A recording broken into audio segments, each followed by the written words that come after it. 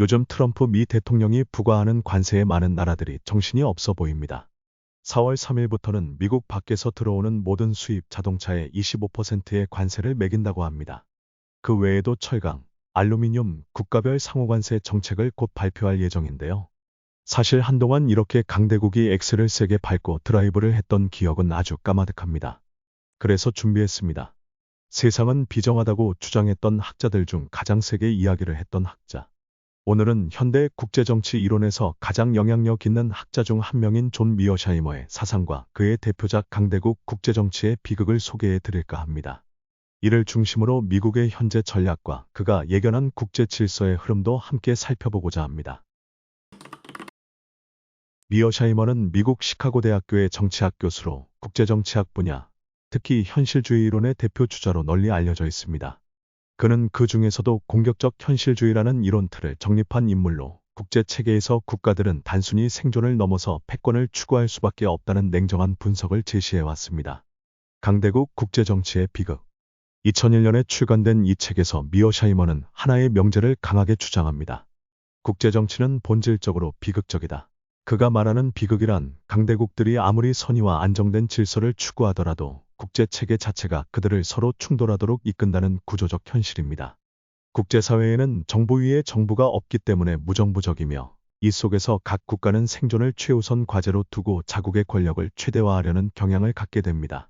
책은 크게 다음과 같은 주장들로 구성되어 있습니다. 공격적 현실주의의 전제. 모든 국가는 타국의 의도를 완전히 파악할 수 없고 따라서 자국의 안보를 보장하기 위해 더 많은 힘을 확보하려 한다. 이것이 패권 추구로 이어진다. 패권의 추구와 균형의 실패. 세계 패권은 지리적으로 불가능에 가깝고 대부분 지역 패권을 추구하는 방식으로 나타난다. 미국은 서반구의 지역 패권국이며 다른 강대국이 타 지역에서 패권을 추구하는 것을 막으려 한다. 역사적 사례들. 미어샤이머는 자신의 이론을 뒷받침하기 위해 다양한 역사적 사례를 들어 설명합니다. 예를 들어 일본이 제2차 세계대전에서 미국의 핵무기를 맞고 항복한 이유도 단순한 인도주의적 충격 때문이 아니라 압도적인 군사력의 차이와 생존 가능성의 붕괴라는 전략적 판단 때문이라고 분석합니다. 또한 핵무기의 확산 문제도 핵무기 자체가 전쟁을 막는 안정장치로 여겨지기도 하지만 미어샤이머는 핵무기가 오히려 국가 간 힘의 균형을 다시 계산하게 만들고 불안정성을 일으킬 수 있다고 지적합니다. 특히 흥미로운 부분은 중국의 부상에 대한 그의 예측입니다. 그는 이미 2001년 당시부터 중국은 반드시 미국과 충돌할 것이라고 단언했습니다. 단지 미국이 중국을 적대시해서가 아니라 중국이 성장할수록 자국의 안보와 영향력을 확장하려는 구조적 압력이 작동할 것이기 때문이라는 설명입니다. 이는 2020년대 들어 미중 갈등이 심화된 현실을 거의 예언에 가깝게 설명한 사례로 평가받고 있습니다. 전쟁은 불가피한가? 미어샤이머는 전쟁을 선호하지 않지만 국제체계의 구조적 조건이 전쟁을 만들어낸다고 설명합니다.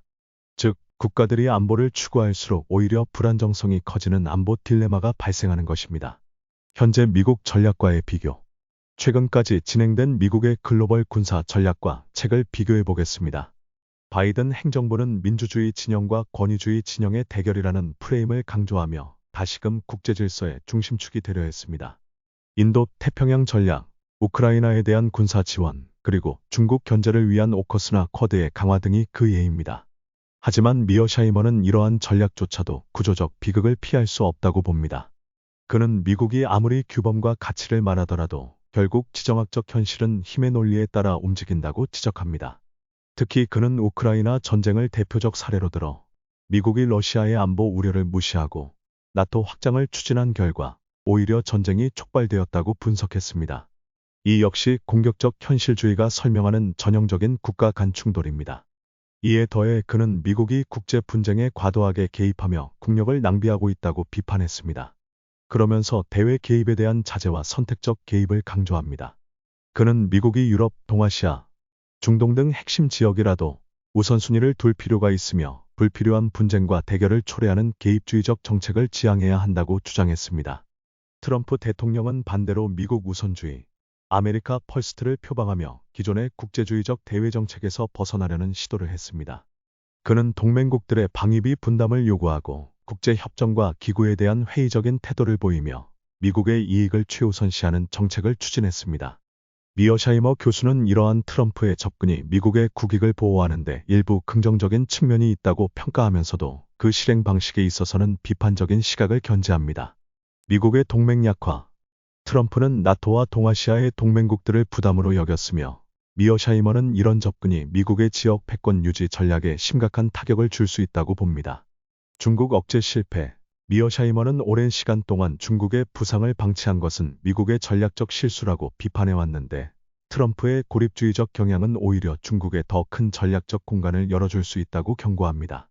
국제 질서의 가속 붕괴. 미어샤이머는 국제 질서가 이미 균열 상태에 접어들었으며 트럼프의 복귀는 이 구조적 비극을 더욱 가속화할 수 있다고 봅니다.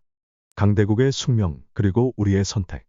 강대국 국제정치의 비극은 비단 미국만이 아니라 모든 국가가 직면한 구조적 한계와 전략적 선택을 생각하게 만드는 책입니다.